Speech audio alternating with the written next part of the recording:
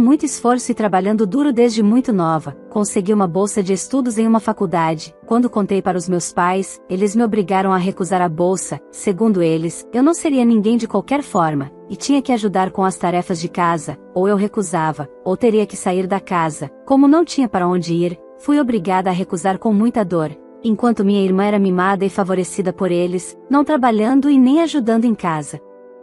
Após um ano, consegui novamente outra bolsa de estudo. Dessa vez, não avisei meus pais nem minha irmã, apenas fui embora de casa e comecei a faculdade. 5 anos depois, meus pais e minha irmã viram na televisão que eu havia me tornado uma médica respeitada, e agora eles viriam atrás para tentar tirar proveito da minha vida estável. Mas eles não esperavam que eu agiria dessa forma.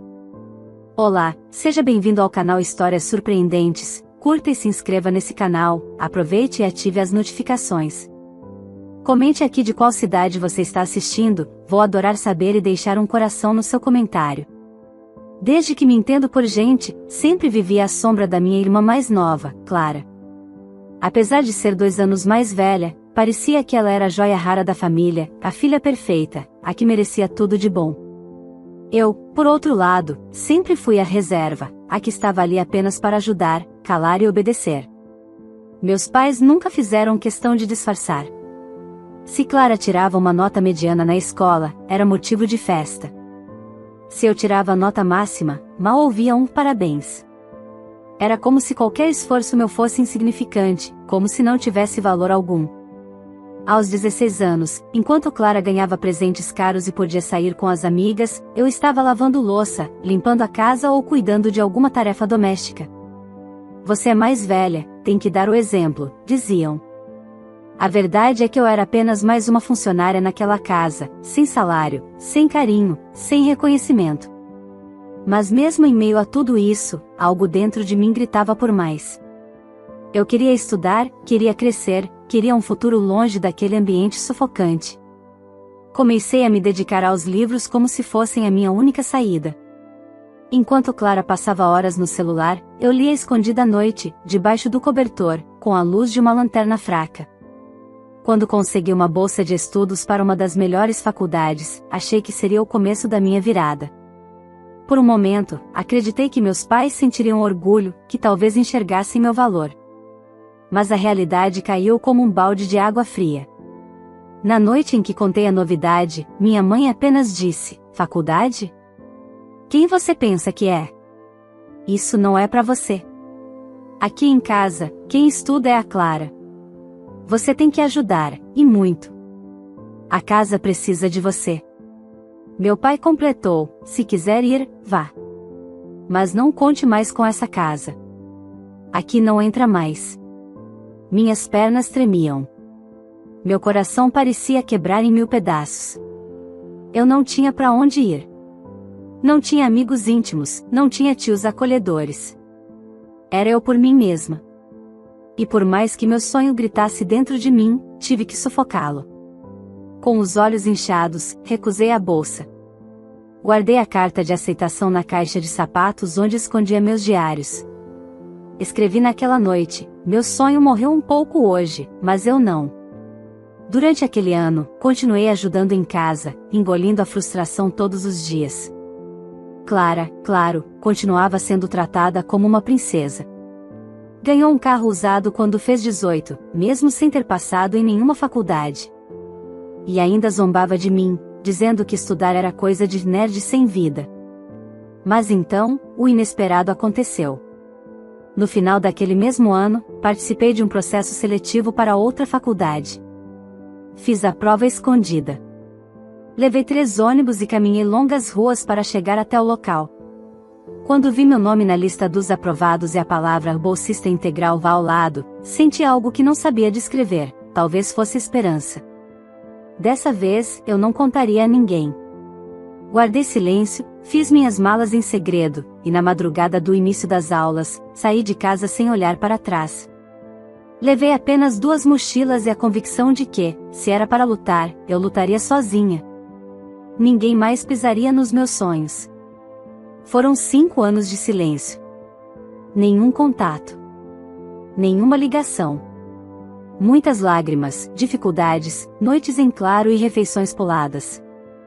Mas também foram 5 anos de superação, conquistas e renascimento. Aos poucos, fui me construindo, tijolo por tijolo, até alcançar aquilo que tanto me negaram, dignidade e respeito. Até que um dia, enquanto almoçava no refeitório do hospital onde eu já atuava como residente, escutei o burburinho de colegas e enfermeiras se reunindo em frente à televisão. E lá estava eu, sendo entrevistada por um jornalista local, reconhecida por um trabalho de atendimento voluntário que fiz numa tragédia recente. Meu nome, meu rosto, minha história, tudo exposto na tela. No dia seguinte, meu telefone tocou. E tocou de novo. Mensagens. Visitas inesperadas. Meus pais, minha irmã. De repente, todos se lembraram de mim. Mas o que eles não sabiam é que aquela menina que eles fizeram desistir de um sonho, agora era uma mulher com uma história própria, e com algo que eles jamais teriam novamente, o meu afeto, a minha confiança, o meu perdão. E foi aí que tudo começou a mudar. Saí de casa antes do nascer do sol, no silêncio abafado de um mundo que ainda dormia. Não deixei bilhete, não mandei mensagem, não me despedi. Apenas fui. Carregava nas costas 2 mochilas pesadas, uma com roupas, outra com livros e cadernos, e no peito uma bagagem ainda maior, mágoas, dor e uma esperança tímida que insistia em não morrer. Peguei um ônibus que parecia velho até para continuar rodando, sentei na última fileira e me afundei no banco. Passei o trajeto todo olhando pela janela, mas não vi nada do caminho. Meu olhar estava fixo no que eu deixava para trás, e no que ainda não sabia se encontraria pela frente. Cada solavanco do ônibus parecia chacoalhar também meu coração, como se o mundo me testasse. Tem certeza que quer isso? Sim. Eu tinha certeza. Pela primeira vez, fazia algo por mim, sem depender da aprovação de ninguém. Chegando ao meu novo destino, uma pensão simples, que ficava a 2 quadras da faculdade, fui recebida por Dona Teresa, uma senhora de cabelos brancos e olhos atentos, que não fazia muitas perguntas, mas parecia enxergar além das palavras. Ela me mostrou o quarto minúsculo onde eu ficaria. Cama de solteiro, um armário pequeno e uma janela que dava para o muro do quintal. Nada era bonito, mas era meu. E era o suficiente. Naquela noite, deitei sem jantar. Não por falta de comida, Dona Teresa havia me oferecido sopa, mas por um nó na garganta que não me deixava engolir nada. As lágrimas que segurei por tanto tempo finalmente caíram. Chorei em silêncio, como sempre aprendi a fazer. Com a cabeça enfiada no travesseiro, pensei nos meus pais, em como nunca se importaram, e na Clara, que provavelmente ainda dormia em lençóis caros, enquanto eu começava tudo do zero. Os primeiros dias de aula foram assustadores. Eu era uma das mais quietas da turma. Sentia-me deslocada entre jovens que falavam sobre viagens, carros e aplicativos caros que nem sabia usar. Ouvia risadas nos corredores e me sentia invisível. Não tinha dinheiro para lanche, nem para livros extras. Pegava emprestado na biblioteca, copiava à mão o que não podia imprimir, e almoçava marmita fria trazida de casa, que, nesse caso, era pensão. Mesmo com tudo isso, eu me recusava a desistir. Cada aula era uma vitória. Cada capítulo estudado, uma pequena conquista. Havia dias em que me sentia exausta, com olheiras fundas e os ombros pesados. Mas bastava olhar para minha caderneta de anotações, onde escrevi no topo da capa: "Ninguém vai parar você outra vez." Aquilo me mantinha firme. Nos fins de semana, enquanto muitos colegas iam visitar suas famílias ou descansar, eu trabalhava como atendente em uma farmácia perto da pensão. O salário era mínimo, mas me permitia comprar papel, canetas, e às vezes uma fruta no caminho da aula. Um dia, uma cliente da farmácia me viu estudando durante o intervalo e me disse: "Você tem brilho nos olhos, menina. Isso aí não se ensina. Não desista nunca." Foi a primeira vez, em muito tempo, que alguém me disse algo tão gentil. E aquilo me aqueceu por dentro, como se alguém tivesse acendido uma vela num cômodo escuro. Talvez eu não estivesse tão sozinha no mundo. Enquanto isso, meus pais nunca ligaram. Nem uma mensagem, nenhum "você está bem?"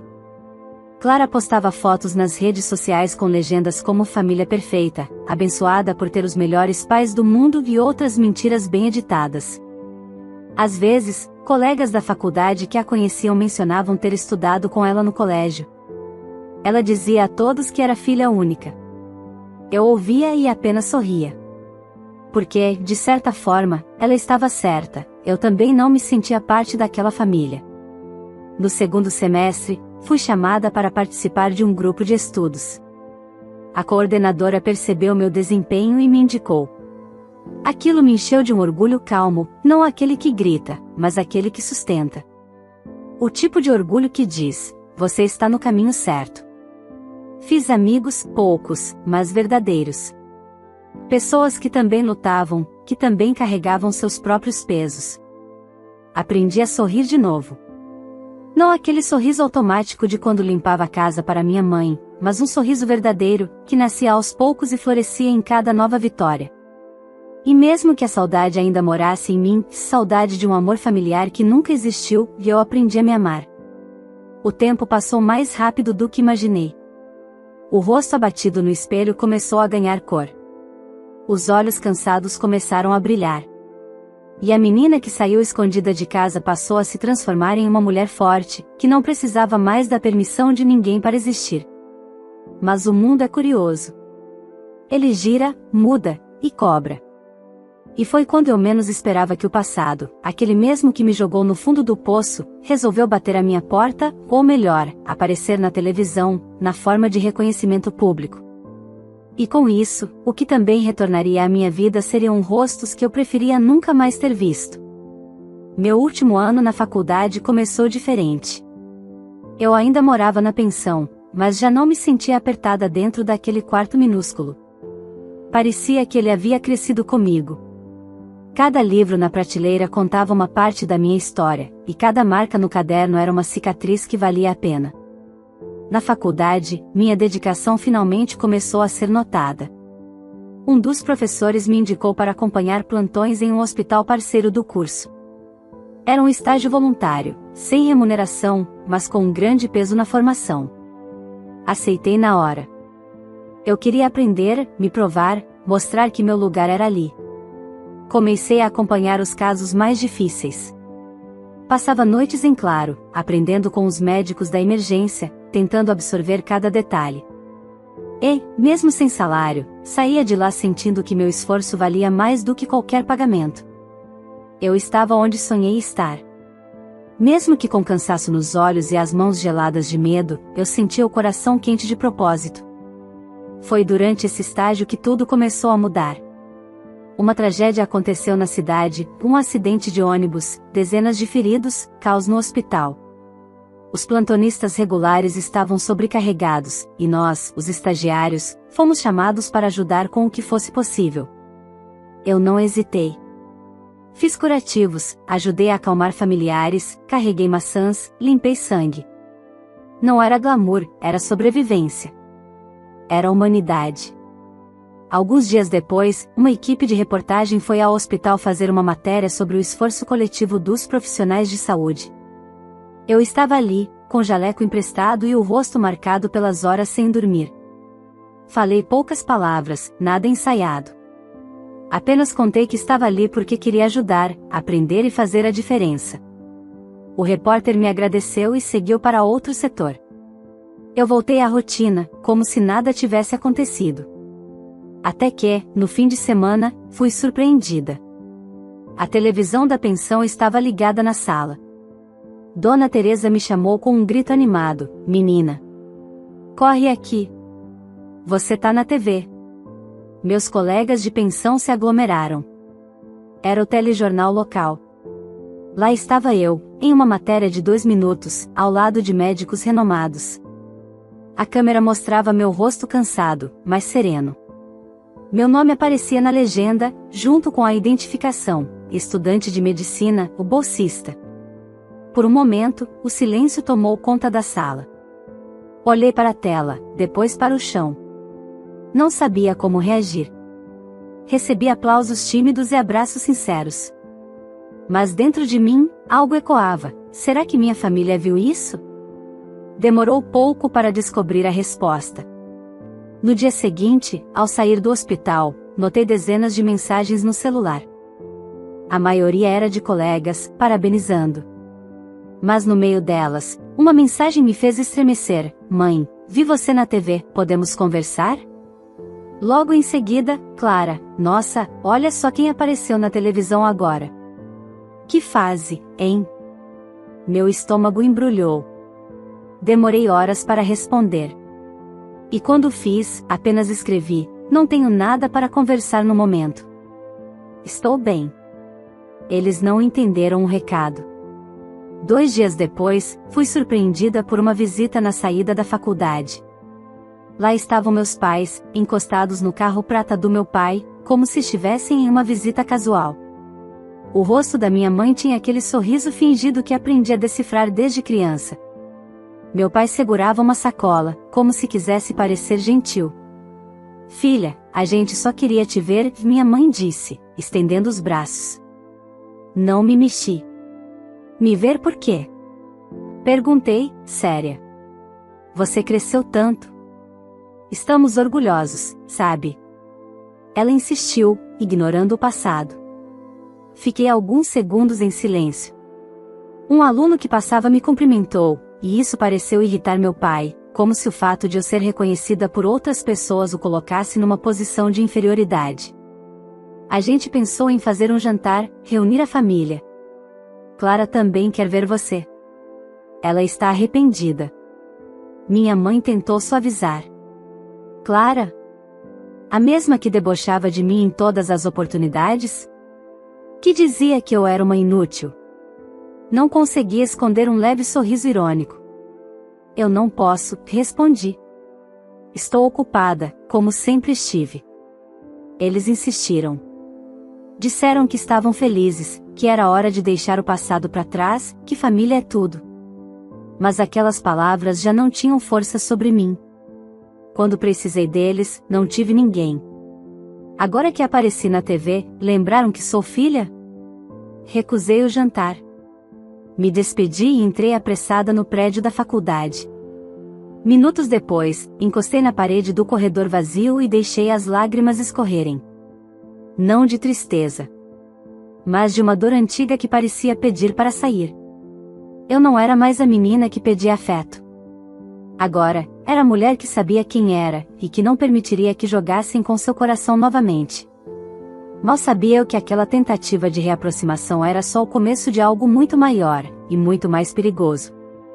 Após aquele encontro forçado com meus pais na porta da faculdade, achei que talvez eles tivessem entendido o recado. Mas eu subestimei o quanto o interesse pode ser insistente. Nos dias seguintes, as tentativas de contato aumentaram. Minha mãe mandava mensagens todos os dias, com um tom doce que eu jamais ouvi dela antes: Estamos com saudades, filha. Seu pai está emocionado com sua conquista. A Clara quer te pedir desculpas, está te esperando. Todas essas palavras poderiam ter me emocionado se não viessem de pessoas que me ignoraram por anos, que me humilharam quando precisei de apoio, que me viraram as costas na hora em que eu mais precisava de amor. Mas não me emocionei. Me protegi. Só que minha mãe era insistente. Até demais. Dona Teresa, a dona da pensão, me chamou um dia: Tem uma senhora te esperando no portão. Disse que é sua mãe.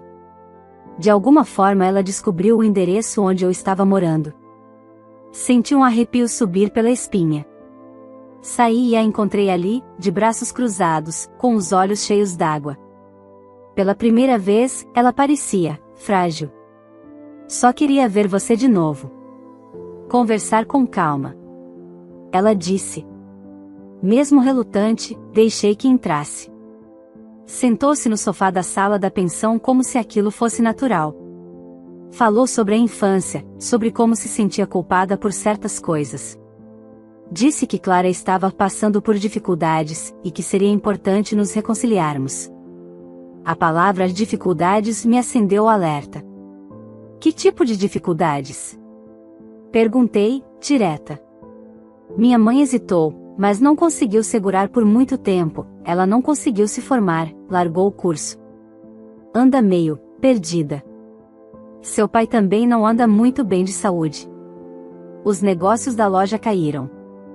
As contas apertaram. Então era isso. A máscara da saudade começava a escorregar. O reencontro tão emocionante, o carinho repentino, tudo envolto em uma motivação, necessidade. Quando eu era uma menina com um sonho, fui descartada. Agora que tinha estabilidade, passei a ser vista como solução. Mãe, você sabe o que me disseram quando consegui minha primeira bolsa? Que eu nunca seria ninguém. E agora que virei alguém, voltam para pedir ajuda? Não é pedir, é tentar recomeçar, ela sussurrou. Eu recomecei sozinha e interrompi. Ninguém me ofereceu nada. Nem uma palavra de incentivo. Agora vocês vêm com essa história de família? Por favor. Ela baixou a cabeça, mas ainda não era arrependimento. Era incômodo. Era vergonha por ter sido descoberta. Levantou-se devagar e saiu sem dizer mais nada. Achei que seria o fim, mas Clara viria logo em seguida. Numa tarde de domingo, recebi uma ligação de número desconhecido. Atendi por impulso. Você sempre foi boa em fugir, né? Disse uma voz que eu reconheceria até no escuro. Clara, agora se acha melhor que todo mundo só porque apareceu na TV? Ri, incrédula. Melhor? Não. Apenas diferente. Não precisei pisar em ninguém, nem me esconder atrás de papai e mamãe. Olha, só estou ligando para avisar que mamãe está doente. Se você se importa, venha vê-la. Se não, continue fingindo que é melhor que a gente. Desligou antes que eu pudesse responder. Pensei em ignorar. Mas algo dentro de mim dizia que eu precisava ir. Não por eles. Mas por mim. Eu precisava olhar nos olhos de cada um deles e entender o que queriam de verdade. No dia seguinte, fui até a antiga casa, onde vivi por tantos anos como uma sombra. A porta foi aberta por Clara, que usava uma roupa simples e o olhar abatido. Nada da empáfia de antes. Mas também nada de humildade. Mamãe está no quarto. Disse, seca. Entrei. A casa estava desorganizada, menor do que me lembrava. Era como se o tempo tivesse corroído tudo ali dentro. O silêncio era desconfortável. Minha mãe estava deitada.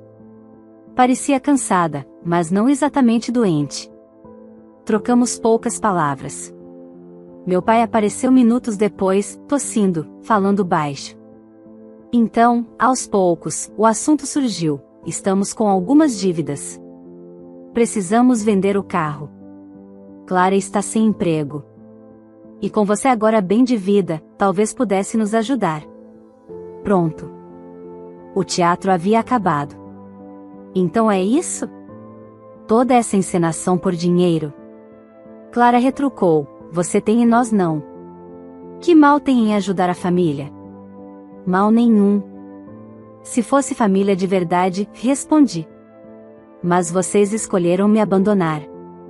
Escolheram a Clara, sempre. Agora que ela não conseguiu sustentar a imagem que criaram, acham justo cobrar de mim? Minha mãe tentou se levantar da cama, mas não conseguiu. Estava abatida, sim. Mas não doente. Era o peso das consequências. Levantei-me, olhei para os três e respirei fundo. Vocês me obrigaram a abrir mão do meu futuro. Mas mesmo assim, eu construí outro com minhas próprias mãos. Agora querem me puxar de volta para o buraco onde me jogaram? Não. Eu não volto para a escuridão de onde lutei para sair. Saí sem olhar para trás, com a certeza de que a próxima visita, se existisse, não seria para pedir, mas para deixar claro até onde eu permitiria que se aproximassem. Eles ainda tentariam mais. E eu precisaria ser ainda mais forte. Mas agora, a mulher que voltava para a pensão não era a mesma menina que saiu de casa pela madrugada. Ela tinha voz. E sabia usá-la. 2 anos se passaram desde aquele último confronto.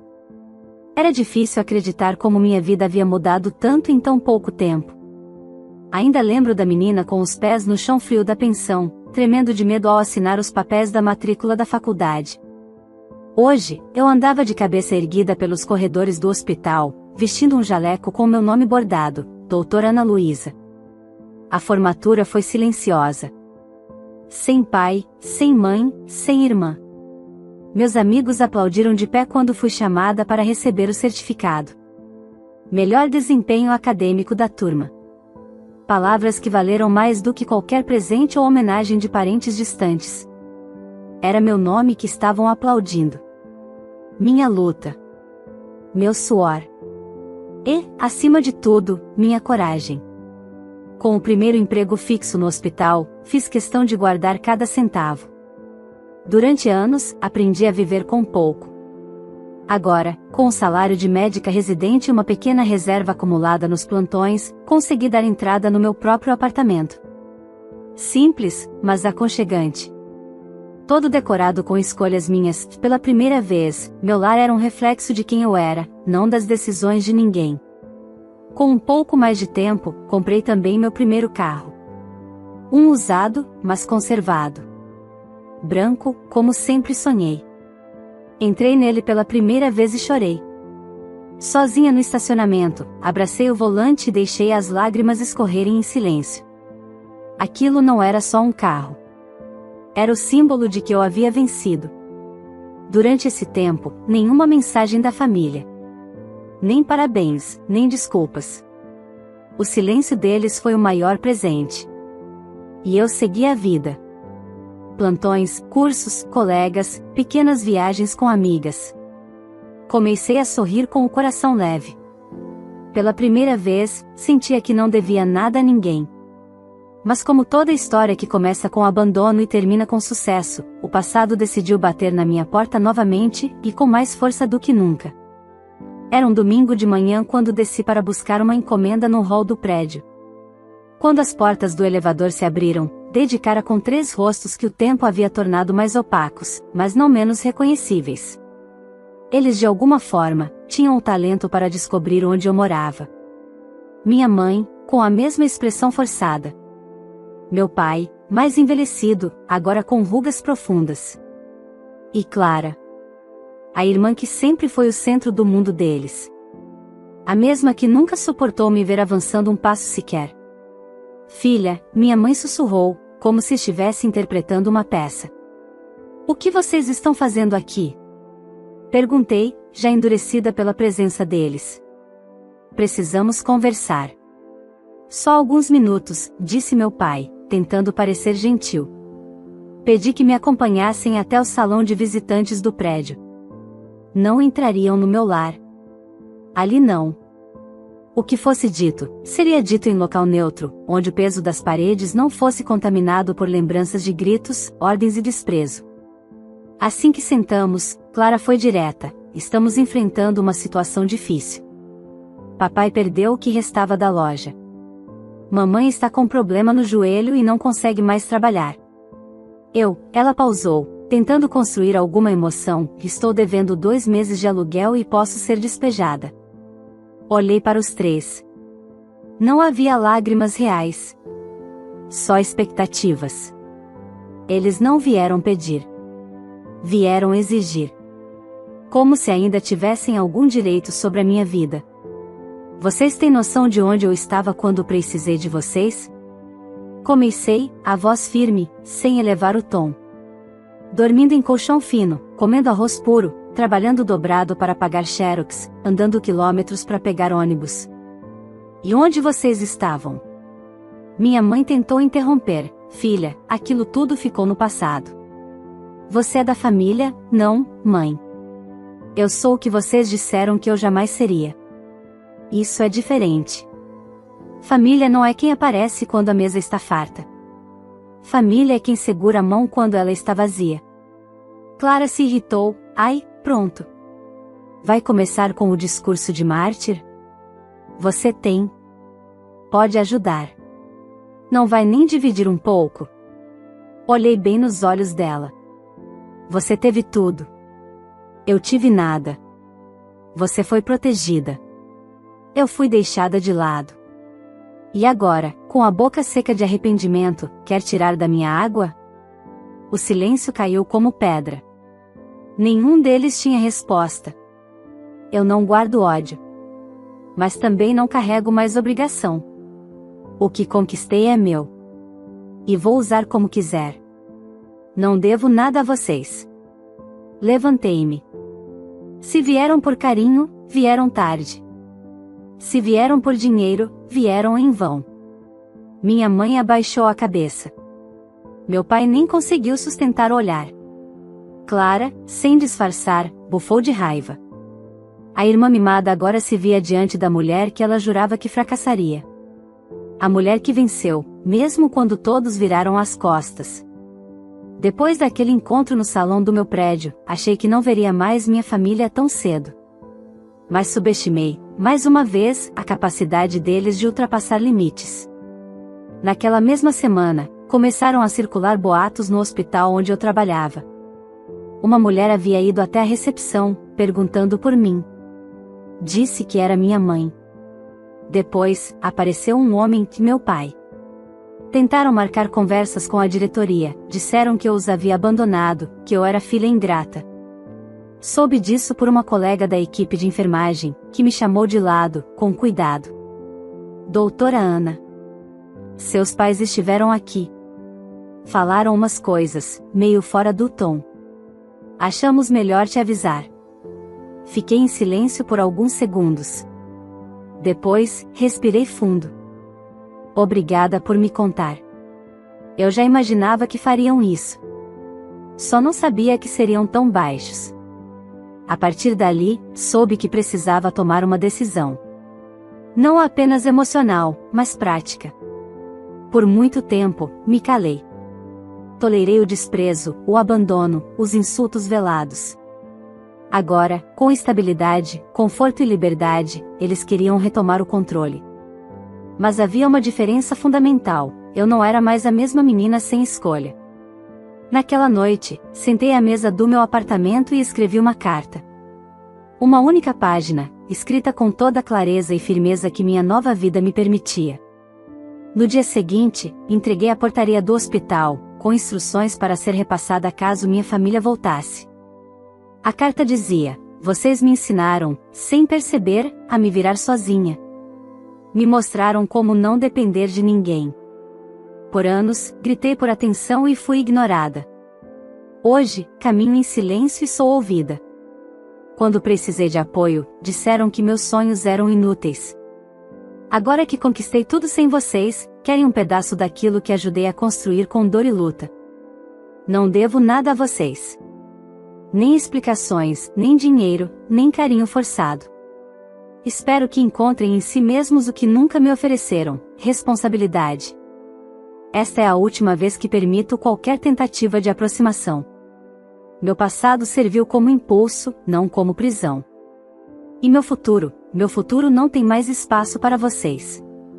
Depois disso, pedi à administração do hospital para bloquear visitas não autorizadas. Troquei meu número de telefone.